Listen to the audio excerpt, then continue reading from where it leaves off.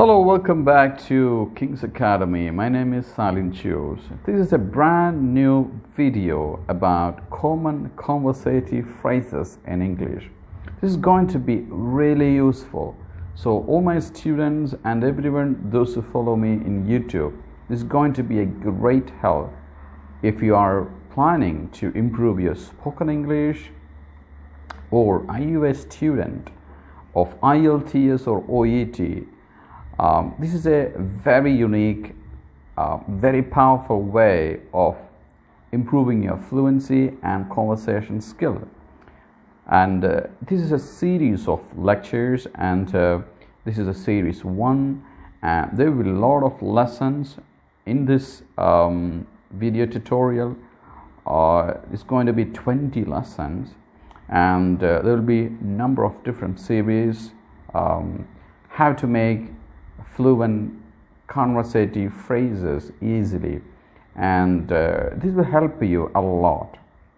So students and guys, please follow these lessons carefully and always learn it at least 10 or 15 phrases every day, and you have to practice it fluently, like chunking. You need to speak it block by block. Don't break up sentences into different fragments, like words after words, information after information, block after block. So we call it in English chunking. So a lot of very useful, commonly used, most popular conversative phrases. So in this lesson, I give equal importance for fluency and vocabulary and popular usages. So guys, please follow it and learn it. So I'm Salin Chus from King's Academy, and in this lesson we teach you common conversative phrases, right? Good, come on. So we provide teaching training for IELTS and OET. We give both online and in-class lessons, right? You can always follow us through our apps. You can download from Google Play, and you can always reach me through my WhatsApp, Facebook, and my website as well, right? Good. So this is there are 20 lessons. So there are 20 lessons. I think there are almost 150 phrases. They are all most popular, very common, right? Okay, come on. Lesson 1. How to express a desire in English. There are a number of ways actually. We say like to, wish to, want to, would like to, planning to. So I'll give you a few examples. You have to learn it like this. I like to play cricket, right? My brother wishes to go abroad, right? Maybe want to. Want to is also very popular. You should learn like, I want to buy a car. I have a motorbike now, but I want to buy a car now. Would like to. I would like to go abroad for my master's. Well, my brother is planning to go to the UAE. Okay, he got a job.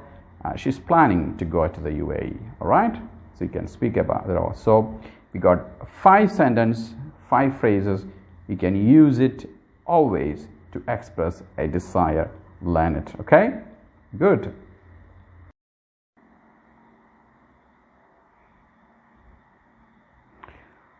Right, now we got the next lesson, lesson 2. In this lesson, we're going to speak about how to express your feeling. The number of ways we can express our feeling in English. I feel, or I feel like. Yeah, maybe you could say that I feel like she's in a dangerous situation. I feel like we are in a trouble. So, and the other way you can say that it seems it's very interesting. It seems the exam was really easy. And also other way you can say it looks It looks pretty interesting.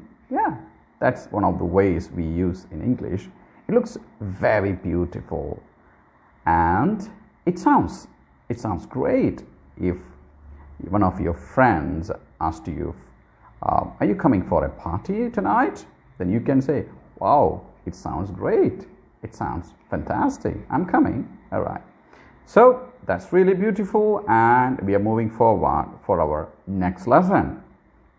Wow, we got to opine, to make an opinion. So lesson 3, we're going to discuss about how to express our opinion. There are a lot of ways. I've given you a few of them. A number of ways we can express our opinion in English. I would say, in my view, in my opinion, it's quite formal actually. As for me, still formal. As far as I'm concerned, that's also very formal. Yeah, if you're an IELTS student, yeah, that will help you a lot from my point of view, in my perspective. So all these things are really formal. I would say, yeah, it's pretty informal, I think, as well. So let's make some examples for each of them, okay? I would say Sachin is the best captain I have ever seen. In my view, India is going to be one of the biggest economy in next 10 years' time.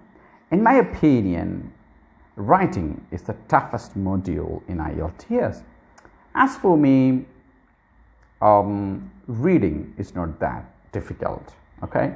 So that's also another ways of making your opinions, expressing your opinion. Then there's another way you can give your opinion. As far as I'm concerned,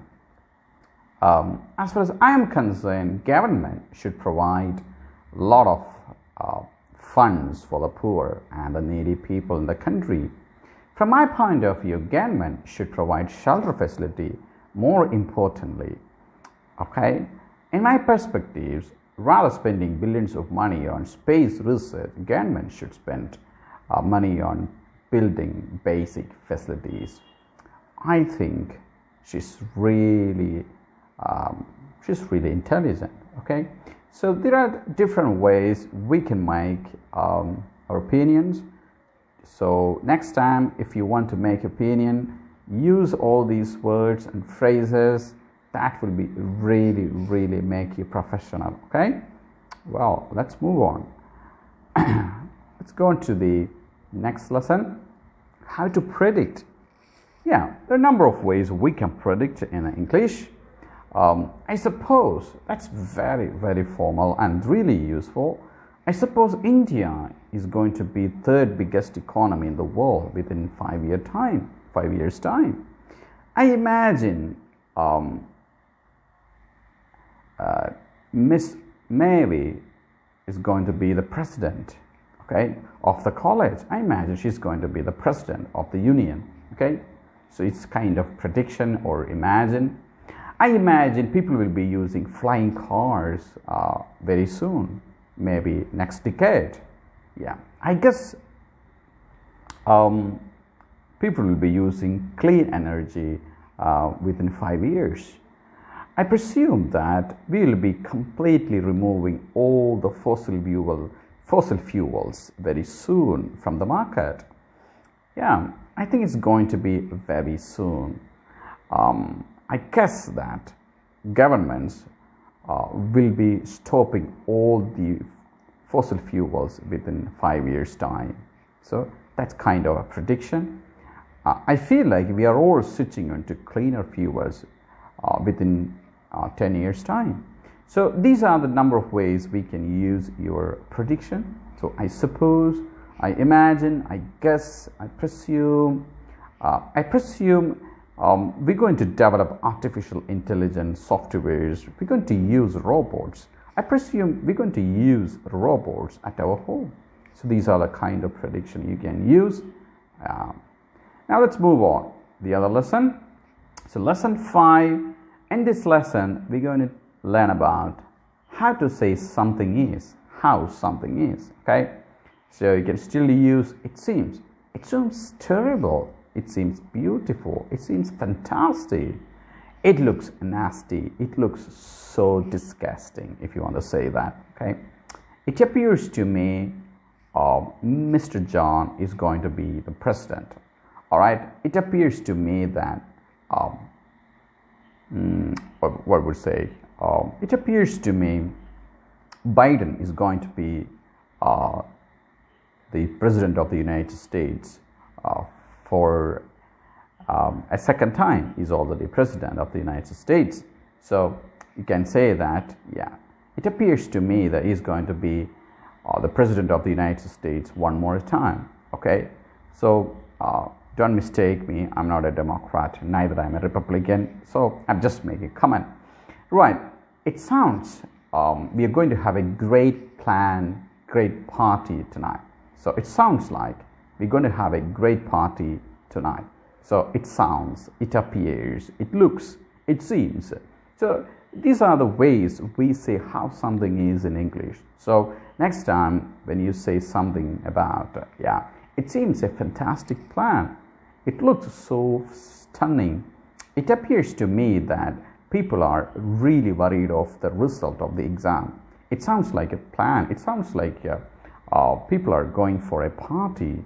Yeah, they all organizing something very interesting. It sounds great. So it sounds means it looks, it seems. So these are the ways we say how something is. Okay. Yes. So let's move on.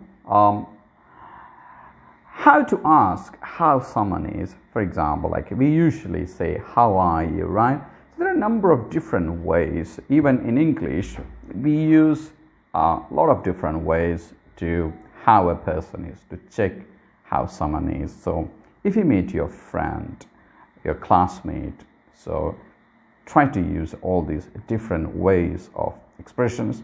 These are very popular. Usually natives, they use a lot of time. You know, how are you? It's not really a common common expression in a what we call like a informal setup. It's kind of a so formal expression. So if you want to make it much more native and more natural way of asking someone how he is or how she is, you can say, how is it going? Yeah, that's really pretty interesting, very informal, very natural. How are things? Hi there, how are things? How's life? How is it going? What's up? How have you been? Yeah, that's really, really beautiful. Usually people speak in English world. How have you been? Right. How's your family? Hi Tom, how's your family? Hi Miss Mary, how have you been? That's very interesting, isn't it? Yeah, what's up? That's very informal. Hey John, what's up? What's new? Okay. And there's another one. What have you been up to lately? Yeah. So how have you been recently? What have you been up to lately? I heard that you went on a trip. How have you been lately? How was the trip? Did you really enjoy? Right. So these are the number of ways we can ask, how are you? So don't use how are you all the time. Sometimes change it. Use how's life? What's up? Yeah. Hi Tom, what's up? Hi John, how are things going on? How is it going? So these are the different ways of asking how your friend is. Okay. So I hope you really enjoy it. Let's move on to the other lesson. Okay. The next one. Wow. So when someone asks you, how are you, how you are, how do you react? How do you answer to a question, how you are? There are different ways. This is very, very important, guys. Please look at that. Maybe you could say that, well, I'm fine, thanks. Make sure that you give a thanks, okay? When someone asks you, especially in English world, if you don't say thanks, it's going to be very, very boring. Yeah. So, yeah, English people, they are very, very particular in that, saying about thanks, sorry, these words are very, very important, I tell you, okay? So, I'm fine, thanks, how about you? So, if someone asks you how you are, and you should say, yeah, I'm fine, thanks, how about you? So, you have to reply, how about you? All right? Or you can say, well, pretty good, not bad, mate. All right? Yeah. So if someone asks you, hi Tom, how are you? You can say, oh, not bad, right? Or if you're completely fine, absolutely, you're great. So you can say, I'm great. Well, that's fine. And or sometimes people say, it couldn't be better, which means there's nothing you can improve. Everything is fine. Everything moves better, fine. So you can say, oh, there's no way you can improve. Couldn't be better. So you are having the fantastic, most fascinated period of your life. So you feel that it's absolutely great. So you can say, couldn't be better, right? So if you say that, can't complain, which means you don't want to complain, and yeah, there's nothing wrong actually. It's been fine, and you can say, yeah, there's nothing to complain. Yeah, it's usual, normal. Yeah, can't complain. So you can say, can't complain. Yeah, can't complain. Right, there's another way to say how you are. I've been busy actually, a lot of projects, assignments. I had to submit everything by last Saturday, so it's been very busy week. Okay, yeah, I've been busy. That's one of the ways you can see if you are. All right, and sometimes people say, same as always, same people, same face, same job, all same as always.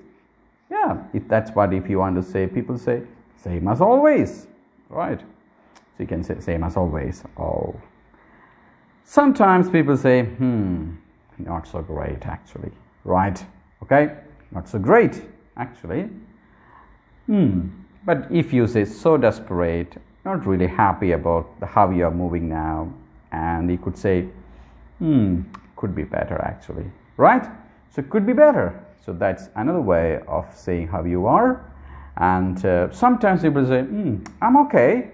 So, hi John, how are you? Hi, I'm okay, I'm fine, I'm great, pretty interesting, so pretty good, right? So these are some of the ways you can speak about how you are, right? So let's move on. Well, when someone asks you how you are, and and I told you you have to say and you have to thank them, right? So this is another situation where if someone gives you a favor, someone has done a great help for you, maybe giving you money, lending you something, maybe you borrowed a pen or a sheet of paper. So what you should say? You should say thanks, right? So in this lesson, I'm going to discuss about some of the different ways English people say thanks. This is very, very important. You have to practice. It's my student. So usually thanks, okay? Thanks is a way that we usually use it, okay? Right? Yeah.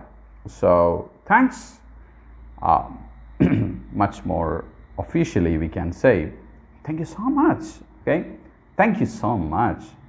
I really appreciate it, okay? And if you're very, very, very grateful and that was a great help for you, and you could say, I'm grateful, I'm really grateful to you, okay? That's so kind of you. That was a great help. That's so kind of you. I think these are the most common formal ways in the English world to express your gratefulness. So that's so kind of you. So you can say that if someone offers you some money, you don't have money to pay your fees, and you want to borrow some money from your friend, and she gave you, so you can say, that's so kind of you. I would never forget it, okay? Sometimes you can say, if you want to make it much more polite and so heartful, you can say, I can't thank you enough. Oh, that was so great help. I can't thank you enough. I would never forget it, okay?